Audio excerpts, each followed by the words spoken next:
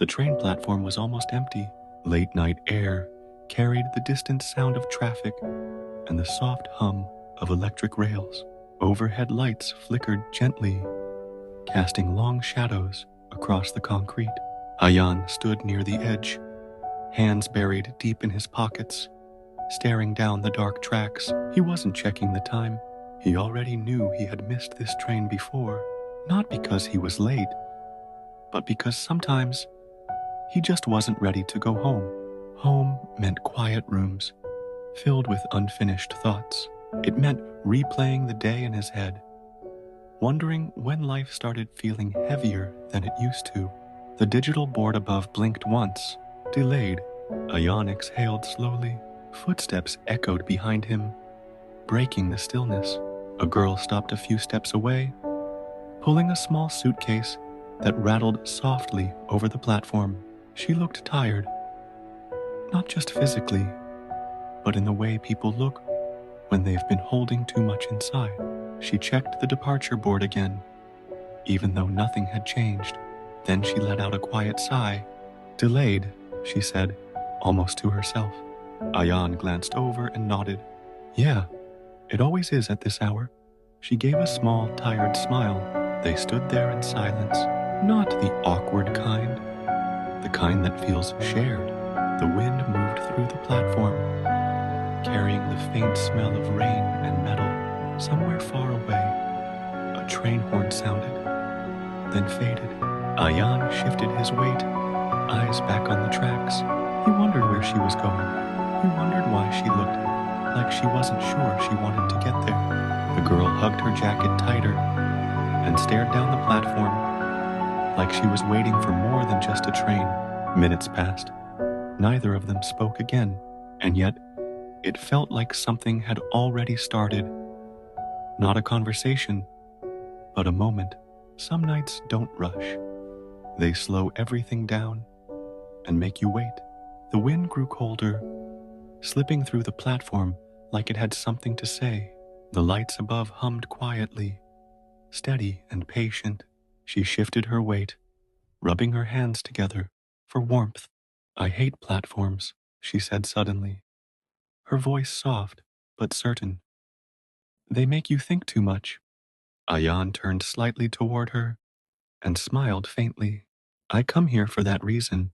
She laughed quietly, the sound brief but real.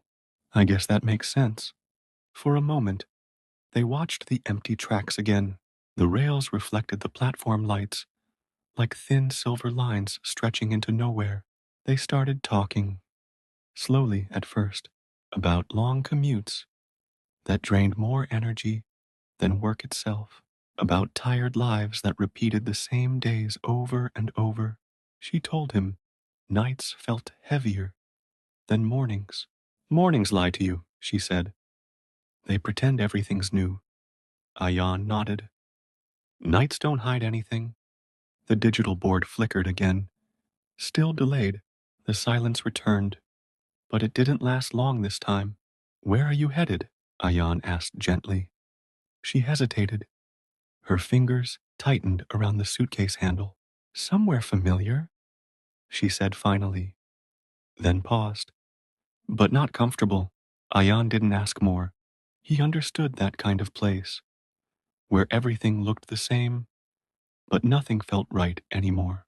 A cold breeze rushed through the platform, rattling a loose sign above them.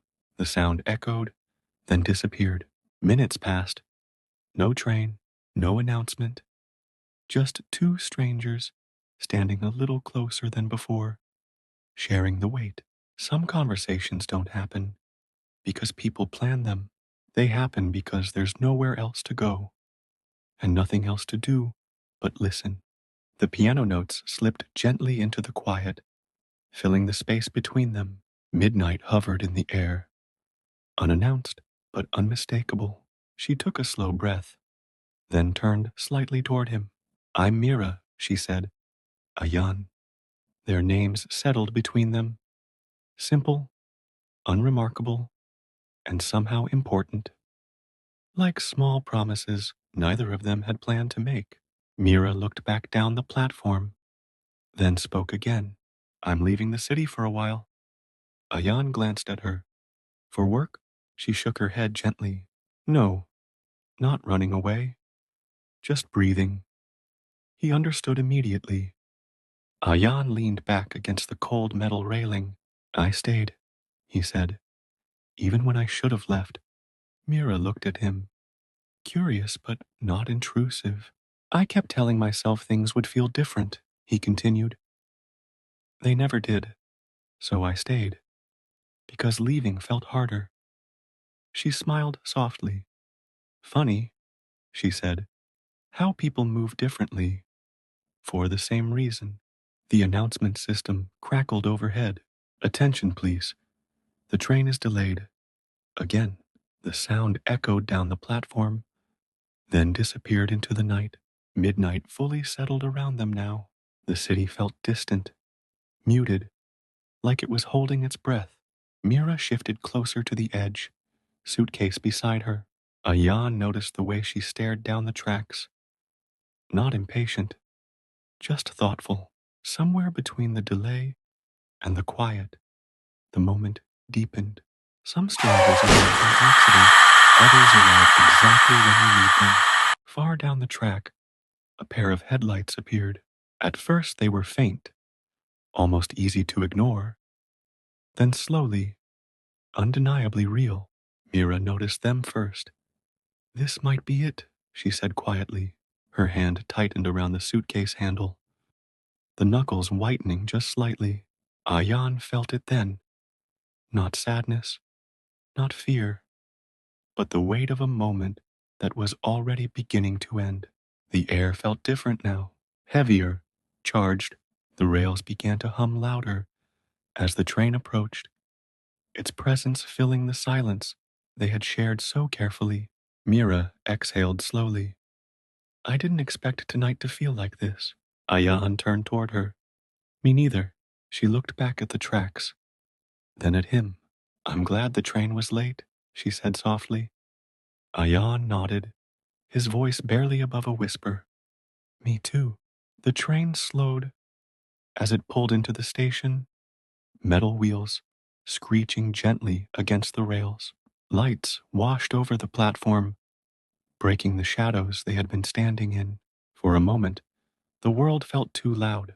Announcements echoed, doors prepared to open, and yet neither of them moved. Some moments don't need more time. They just need to happen. Sometimes timing doesn't bring people together. It simply gives them the chance to meet.